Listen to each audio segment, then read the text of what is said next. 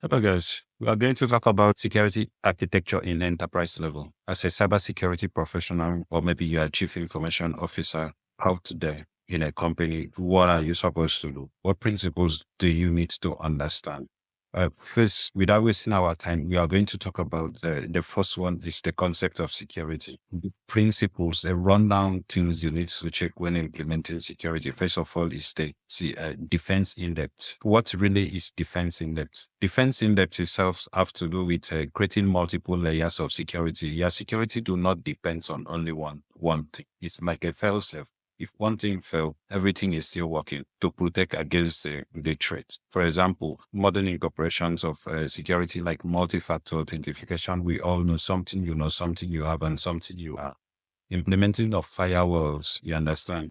Modern antivirus like EPP and EDR, so that there is no single point of your system or your architecture it's vulnerable. So failure to establish this in your security architecture is going to lead to serious problems. The second one we are going to talk about is a principle of least privilege. Least privilege is making sure that you grant access to user that really need it. Users only have rights to work only to perform their jobs as long as necessary. You don't just give users access that they don't need. Hardening and removing unused services. We know that sometimes security vulnerability comes from those services you are not using. What are you not using? Let's say you get a server now, FTP is there, SCH is there, and maybe you are using only FTP, you are not using SCH. It should be disabled. What about your server? You are running PowerShell.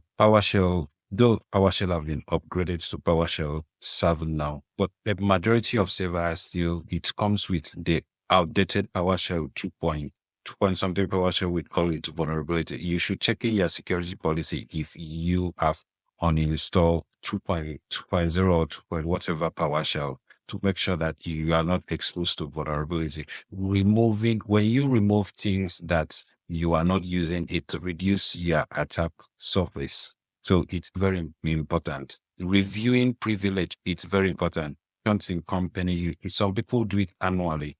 Maybe you have issued certificate, you have issued some privilege to people, and annually you need to check, are these people still needing this particular privilege? People that no longer need some privilege that they were using before, you need to reduce those privilege, because by then it's going to keep your security very secure. Separation of duties, the concept of separation of duties, you don't just ensure security in one single individual. When you ensure security in one single individual, it's going to cause problem. It's a very critical process. You understand? So you need to make sure that security it's not ensured to one single person in the organization. You create this access control, whatever access control you want to use, and there is a lot of access control out there. What about security by design? Making sure that the life cycle of your product that you are developing come out of the box with security. Security should not be afterthought. Maybe you are planning, just like you are planning to build a building in an earthquake environment, and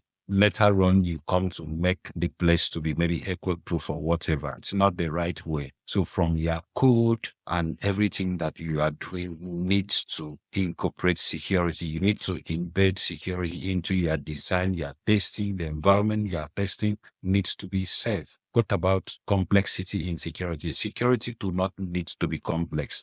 When you make it harder for people to do the right thing, people are going to do the wrong thing. How does this imply in real life? Maybe you are setting policies for a password procedure from your group policy. You are making maybe 22 long password with different character and special character and uppercase because it's too long. Human brain people cannot remember. People will be forced to write down that password and keep it somewhere, which is vulnerability. So your security should not be complex. You keep it simple. You don't create a security in order to keep bad guys out, and you end up at the end of the day you inconvenience people inside. So your security should not complex. It should be simple and effective.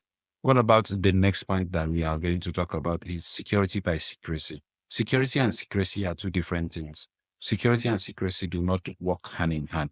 That is why this man in Keshoff principle, it says that an effective security, it was talking about in cryptography, but it can be applied in any security aspect. An effective security is when everything in security concept is transparent and it's still secure. So if your system or your system of security depends on secrecy, you are not really secure. So anytime you see somebody telling you, okay, I have this really secure environment and I'm hiding in here and all those things, that is not really security.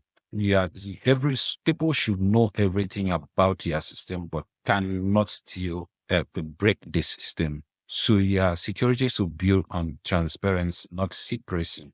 Those are what it's really important in order for you to implement in your organization to make sure that your security architecture function well. It is very important for you to follow this thorough, comprehensive security strategy to adapt to modern challenges and the threats that we are facing today.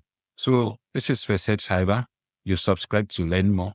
Stay in touch and connect with us if there is anything you want to learn. Our free training are coming up soon. So hit the subscribe button. The subscribe button is down below. You hit the subscribe button and follow us on Facebook. We're on Facebook, Twitter, and everywhere. Thank you very much. Peace out.